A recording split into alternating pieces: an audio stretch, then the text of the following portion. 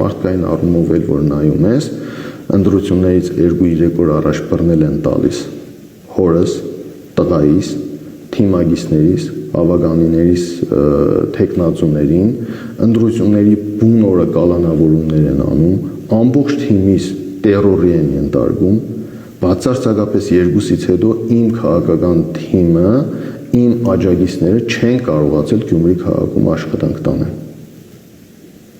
Այդքան բանը արեցին, ընտրություններից հետո լրատվական, չգիտեմ, այդ իրանց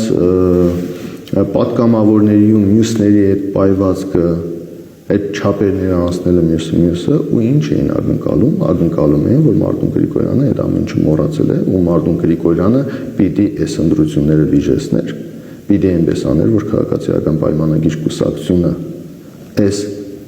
ընտրություններում ունենար Գյումրու քաղաքապետ, արել են այն, դրա համար եմ ասում, որ Երևանից եկածները պիտի հասկանային Գյումրի քաղաքը փոքր քաղաք է, Գյումրի քաղաքը նմանատիպ բաներին ուշադրություն դարձնող է, իսկ իրանք չէին մտածում, որ նույն այդ Գյումրի քաղաքի բնակիչները, եթե Մարտուն Գրիգորյան իրենց էր օգնում, ինչ էին ասելու, հորը դու տղու բռնել տվեցին, դու էլ իրանց քաղաքապետ դարձրեցիր։